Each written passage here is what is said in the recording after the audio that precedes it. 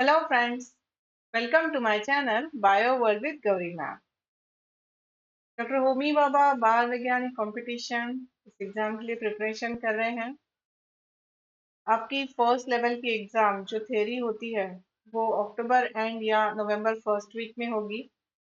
आप जानते हो इस एग्जाम की 4 लेवल्स है और 4 ही लेवल आपको क्वालिफाई करके मेडल लेकर आना है।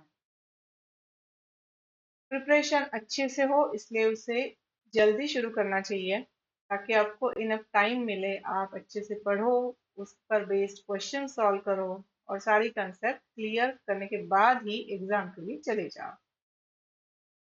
इसके लिए चैनल पर दोनों तरीके का प्रिपरेशन मैं करके ले रही हूँ।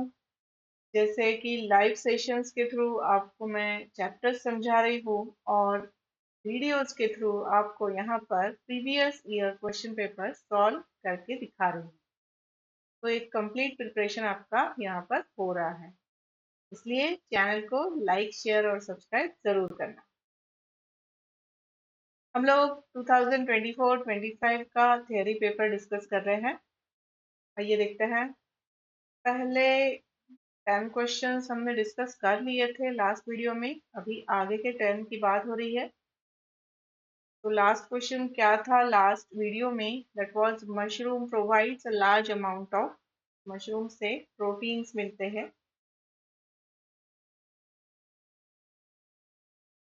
फिर देखो नेक्स्ट क्वेश्चन है 11 question, why do weightlifters powdered their hands? Options है to make the metal rod more slippery, नहीं स्लिपरी होगा तो वो हाथ से फिसल जाएगा। To strengthen the grip on the rod by reducing hand moisture, हाँ ये रीजन सही लग रहा है, मगर हमारी आदत है अभी हम सारे ऑप्शंस को पढ़ते हैं उसके बाद ही आंसर को टिक करते हैं। तो let's read two more options. To prevent injury, नहीं ये तो नहीं होगा, हाथ को पाउडर लगाने से इंजरी से कैसे प्रिवेंशन मिलेगा। To reduce the weight of the metal, नहीं ये भी नहीं होगा। तो हमने जो आंसर फाइंड आउट किया है ऑप्शन बी वो सही आंसर होता है, ऑप्शन बी। चलिए नेक्स्ट क्वेश्चन। नेक्स्ट क्वेश्चन में पूछ रहे हैं read both the following statements and select the correct option. जिसमें स्टेटमेंट 1 है water evaporates from microscopic pores on the leaf surface, हाँ सही है। स्टेटमेंट 2 है roots absorb water due to process of transpiration, ठीक है। Statement 1 is false, statement 2 is false, नहीं दोनों भी स्टेटमेंट सही है।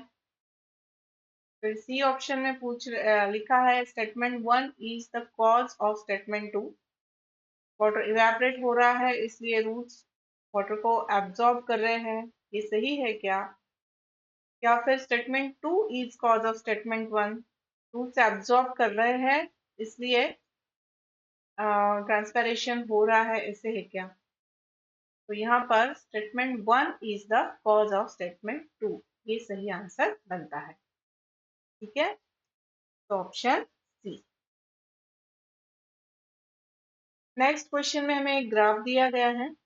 यस, आपको इस एग्जाम के लिए ग्राफ पढ़ते आना चाहिए। ग्राफ में किस तरीके से लाइंस प्लॉट की हुई है और किस तरीके से वो ड्रॉ किया हुआ है ये रीड करते आना चाहिए। तो let's see. Water is kept in a vessel, ठीक है। The graph shows temperature of water at different time, which type of water is kept in vessel. यहाँ पर हमें दिख रहा है टाइम, टाइम इन मिनट्स, और ये टेम्परेचर है डिग्री सेल्सियस में। ये लाइन स्ट्रेट जा रही है, मतलब यहाँ टाइम तो इंक्रीज होते जा रहा है मगर टेम्परेचर वही का वही है, ओके। अब ये कोल्ड वाटर होगा क्या? कोल्ड वाटर होगा तो वो कुछ समय के बाद वार्म बन जाएगा, तो ये लाइन स्ट्रेट नहीं जाएगी, ये आंसर नहीं है। टिक कर दिया तो आपको लगेगा यही आंसर है। दूसरा सोचते हैं वाटर एट रूम टेम्परेचर, तो ये हो सकता है रूम टेम्परेचर का वाटर का टेम्परेचर इंक्रीज नहीं होगा, डिक्रीज नहीं होगा, that will remain constant. Hot water होगा तो वो कुछ समय के बाद कोल्ड हो जाएगा, तो ये नहीं है। और बॉइलिंग वाटर होगा तो उसका टेम्परेचर रेज होता दिखाई देगा, तो ये भी नहीं है। मतलब यहाँ इस ग्राफ को रीड करने के बाद हमें पता चल रहा है option B water at room temperature रखा हुआ है, जिसका टेम्परेचर कांस्टेंट रह रहा है after some period of time also. Next question की तरफ बढ़ते हैं। क्वेश्चन में पूछा है what transformation of energy takes place in a microphone? Sound energy converted into electrical energy, electrical energy is converted into sound energy is converted into mechanical energy, या फिर mechanical energy is converted into sound energy.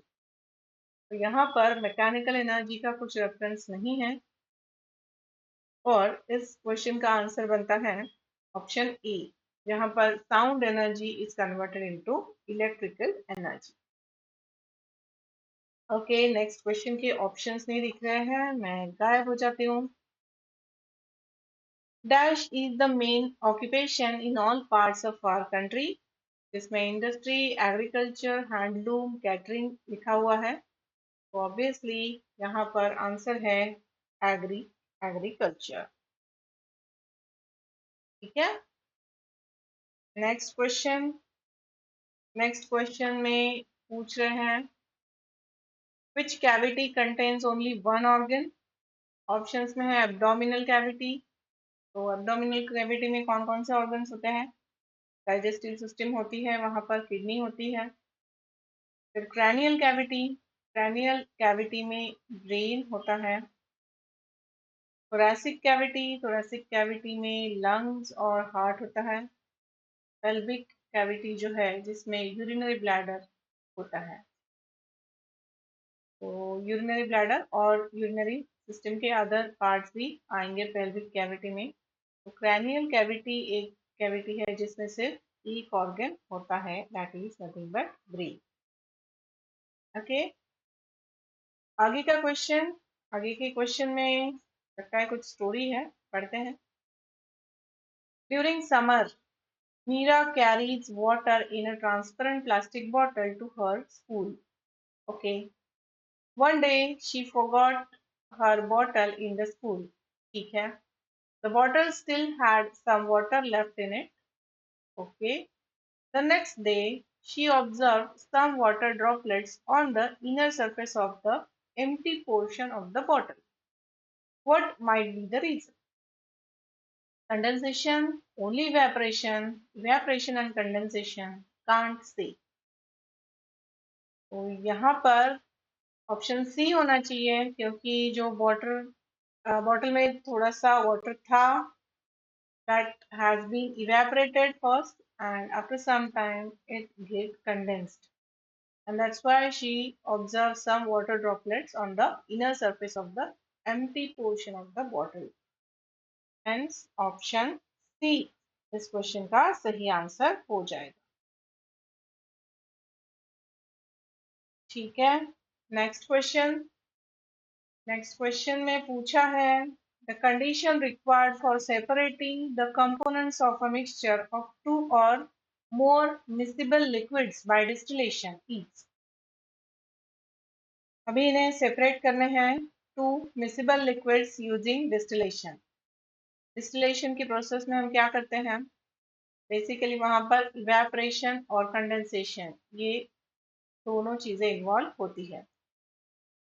अब ये दोनों चीजें involve होने के लिए जो दो मिसिबल लिक्विड्स हैं उनका बॉइलिंग पॉइंट अलग अलग होना चाहिए। वो अगर सेम टेम्परेचर पर बॉईल करते हो तो हम उसे सेपरेट कैसे करेंगे?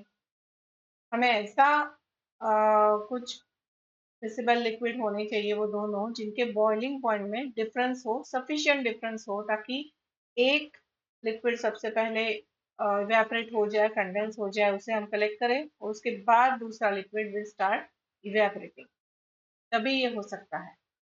तो यहाँ पर देखो बॉइलिंग पॉइंट के हिसाब से हमें पूछा है there boiling point should be same, नहीं बिल्कुल नहीं। their boiling point should be less than 373 Kelvin. नहीं, ऐसा नहीं, ऐसे नहीं बता सकते कि लेस देन 373 होना चाहिए कैसे. their boiling point should differ at least by 25 Kelvin. हाँ, ये सही है कि उसमें डिफरेंस होना चाहिए एटलीस्ट 25 केल्विन का.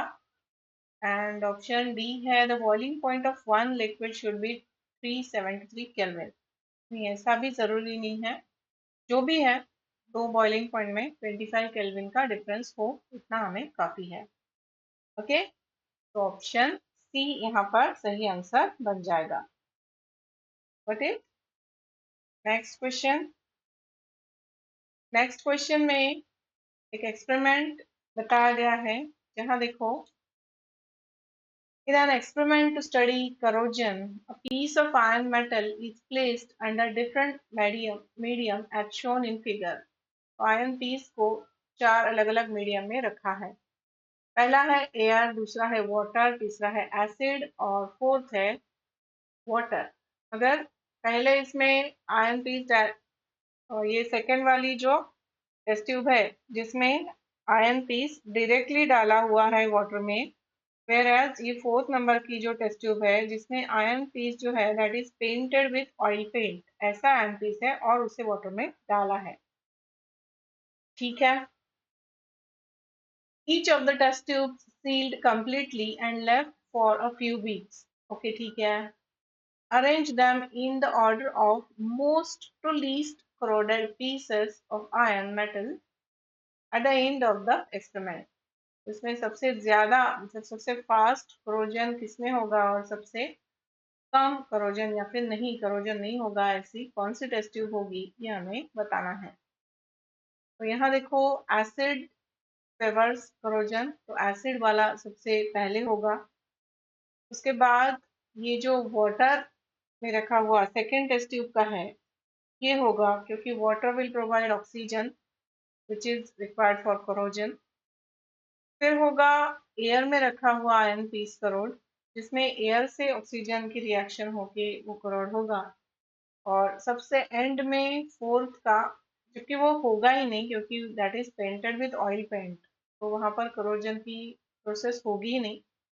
And the option 3214, yes, A में दिखाई दे रहा है, हेंस ऑप्शन ए सही आंसर बन जाएगा. ओके, आगे चलते हैं. आगे के क्वेश्चन में हमें पूछा है arrange the following steps in the correct order for the process of digestion and choose proper option. इसमें absorption of nutrients in small intestine, chewing food in the mouth, chemically breakdown of food by stomach, and passage of waste through the large intestine. तो सबसे पहले क्या होगा, chewing होगा, right? chewing of food in the mouth, ये सबसे पहले. फिर केमिकली ब्रेकडाउन होगा फूड का बाय स्टमक, देन एब्जॉर्प्शन होगा और उसके बाद passage of waste through the large intestine. मतलब 2314 हमें दिखाई दे रहा है ऑप्शन ए में, तो आंसर बन जाएगा option E. Yes, this is the source credit, MSTA की ऑफिशियल वेबसाइट से ये पेपर डाउनलोड किया हुआ है. और ये आपके लिए एक और प्रिपरेशन का चांस, वीकली प्रिपरेशन प्रोग्राम है जो हम लोग दे रहे हैं. इसमें मंथली सब्सक्रिप्शन सिर्फ 500 रुपीज़ है. इसमें आपको 10 क्वेश्चंस पर वीक मिलने वाले हैं और इन 10 क्वेश्चन का वीकली हम लोग लाइव एक्सप्लेनेशन आपको देंगे. आपको पढ़ाई खुद से करनी है और क्वेश्चन सॉल्विंग की प्रैक्टिस हम लेंगे. तो इस तरीके से ये वीकली प्रिपरेशन प्रोग्राम है. क्वेश्चन सॉल्विंग व्हाट्सएप बैच है, इसे आप ज्वाइन कर सकते हो. व्हाट्सएप नंबर मेरा आपके पास अभी है ही, 7410788790. तो जल्द से जल्द कांटेक्ट करिए और अच्छे से प्रिपरेशन करिए. किसी भी एग्जाम के लिए जाते हो तो अच्छे से प्रिपरेशन करके जाना, ऐसे कैजुअली मत जाना. तो इस प्रिपरेशन में इस प्रोग्राम को ज्वाइन करके आपकी क्वेश्चन सॉल्विंग की प्रैक्टिस बहुत अच्छे तरीके से हो जाएगी। ऑलराइट, तो मिलते रहेंगे, लाइव सेशंस भी शुरू है और वीडियोस भी शुरू है। All the best, thanks for watching.